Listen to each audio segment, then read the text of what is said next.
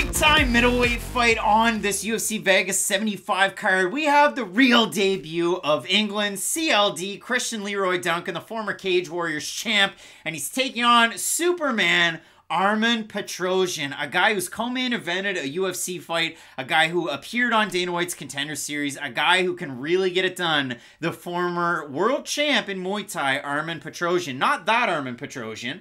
However, he is pretty damn good. Former AMC Fight Nights Global light heavyweight champ is Petrosyan. And when you go back and you watch some of his fights, he is a meat and potatoes Muay Thai striker. And what do I mean by that? He keeps his hands dangerously low between his waist and his chest. They really do hang low. But he will throw those big looping hooks, some really good kicks, a nice reset on it. And you saw it out of Petrosyan his last time out. Prelims of a pay-per-view card against Mark Coleman protege. Mark Coleman going to be boxing in October, and that's scary. But through Mark Coleman's yells were Petrosyan's lands on the outside against Dobson, who was plotting forward, and you can see a lot of good things out of that. And when you look at a guy like Cristian Leroy Duncan, we love his striking. He's like a bigger Raymond Daniels. He can really get it done. 720 spins, the spinning back elbow that he was able to land in an actual title fight a few fights ago against Marion Dimitrov that ended up punching his ticket into the UFC. It wasn't supposed to be because Cristian Leroy Duncan on New Year's Eve was supposed to fight Jesse Taylor. But Taylor got in a car accident before the fight, so they scrapped it, and Duncan gets his shot in the UFC. And then Duncan's fighting Dusko Todorovic in a fun one where they're grappling up against the fence. Dusko reverses position, torques on his knee, lands on it, and then that's the end of the fight. So it's unfortunate that the fight against Taylor didn't happen, that the fight against Dusko didn't really even get to start. Now ultimately we get it. And I say meat and potatoes. Armen Petrosyan, he's like my guy. I'm going to see him in August, Matt. It's like listening to a Chris Stapleton record. It's meat and potatoes and you're going to enjoy it. But CLD, it's like Batter to Hell by Meatloaf. If you've never heard it, you don't know what's going on, but it is a lot of damn fun when it's going down. It's an interesting fight because for Petrosyan, he does a great job at closing the distance, even though his hands are down. He does mix his footwork in with his boxing, even though he does like the kicking range the most. He's a fighter who's going to fight on the very outside, but he does do a really good job at blitzing in and catching his opponents off guard when he does decide to throw his hands too, and that's not being surprised to see. It's odd because his hands-down style will get him caught when he does blitz in, but it also does disguise some of those bigger looping shots as he is able to land them. So for Petrosyan, it's going to matter, can he do enough at the kicking range to get the respect of Leroy Duncan? Because if Duncan's able to just box his way in, be that a whirling dervish is kind of the proper term, I guess, because he does get ugly on the inside. The kid's a bearcat. And if he is able to use his elbows, use some of the more, it's odd. You know, when you think Muay Thai, you think knees and elbows, right?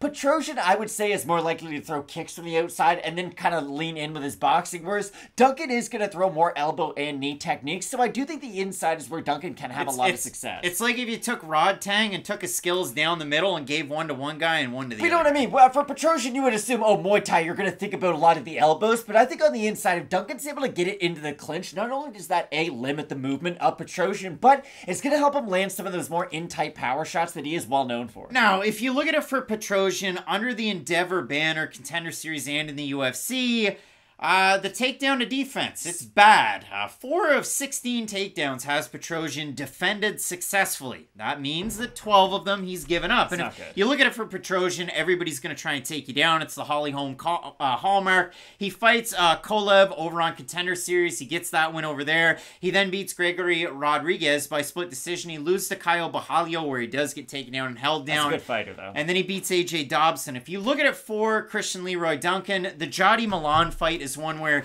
he gets taken down early in the first round, held down for the majority of the first round. Milan starts to tire. Duncan takes over with the striking. Duncan does have a submission win over Moore, but in that one, you go back and you watch it, poor Moore was in over his head in that fight. But when you consider for Armen Petrosyan and you look at the fact that 7 of these 8 wins are by finish, I went back and I tried to figure out, okay, where is he really starting to struggle, meeting some resistance? Gregory Rodriguez did a good job with the judo and the striking, and some people thought that Gregory won, but it's neither here nor there. Close fight. The fight that Petrosyan had against Artur Alaskarov over at MMA Festival, in that one, going back and watching it, Alaskarov ends up tiring and losing in the second round. He gets dropped. He's walking away from the fight at the end of it. It's tough, but he's walking down Petrosyan, who's on the back foot with those low stances, and Alaskarov's landing because Petrosyan, again, walking back with his hands down, getting hit. Then Petrosyan becomes the wrestler and has success with his takedowns. And it was really a mind fumph, if you've ever heard of one. For Cristian Leroy Duncan, going back and watching the tape, he's going to have to worry about the same things as Petrosyan. Guys are going to try and take him down. His takedown defense is okay. Before his last fight, he was training with Phil Hawes down at Tiger Muay Thai to get ready for Disco. In this one, he's training at home. That's Range Martial Arts Academy. With Mark Weir, UFC veteran Mark Weir, the 10-second knockout over Eugene Jackson, that guy. But if you look at it for Duncan, he comes in with his hands at about head height, but he enters and inserts himself into the fight with his head on the center line. He will move on the outside, but when he's making his entries, the head's up and he stands really tall. So both these guys kind of suffer from some of those flaws. But guys, I mean, one guy's undefeated as a pro, one guy's 8-2, so I don't have any negative things to say about them. They're both very, very good fighters. This fight's really going to come down to the range. Can Petrosyan utilize those kicks and the big hooks to keep Duncan away from him? Because if so, Duncan on the outside doesn't really do much. He's got to get his work done in tight. With those, he throws wild combinations. He throws things from odd angles. He keeps his opponents guessing from round 1 to round 3 and beyond. I love the matchup, Matt. Duncan favored in this one.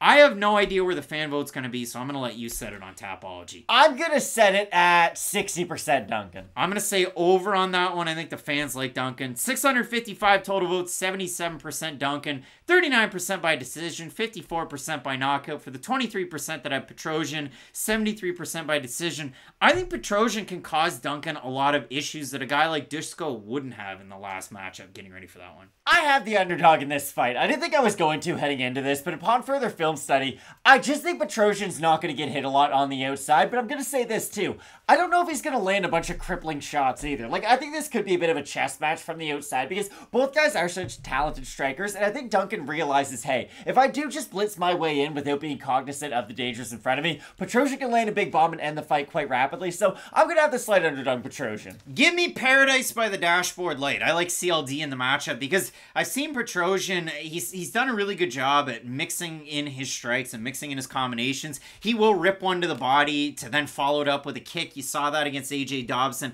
his last time out. Won all 3 rounds in spectacular fashion without getting the finish, but he did get bloodied up on some of those entries. And Duncan's a guy that, again, like I said, he mixes things in really well. And I think if he's able to pressure Petrosyan to turn Petrosyan maybe even into a grappler, that's where Petrosyan could struggle against a guy like Duncan. So we're split on the pick. I do have CLD in this matchup. Matt going with Superman, Armen Petrosyan. If Armen Petrosyan wins, I mean, Fiziv's had wild callouts in his career. Do you think Armen goes, I could be your Superman, your Superman, your Superman? He calls out Eminem. For some reason, I was thinking Enrique Iglesias. I can be your hero, baby. But no, I don't think he's going to. I don't think he's a big Eminem guy. Do you think? Nah, but I do know that Petrosyan, getting ready for this one, training at ATT with Armen Tsarukyan, who's in the next fight. And he's also training back home with Roman Kopylov, a pretty darn good guy if you want to mimic a little bit of the boxing and some of the wrestling that you could see in a matchup like this at middleweight. Again, split on the pick in the matchup. Let us know who you have. That next fight, Matt, the co-main event, Armen Tsarukyan taking on Joaquim Silva. You're not going to want to miss it. Keep it locked in with Fight Night Picks, we always say. Let's get into it.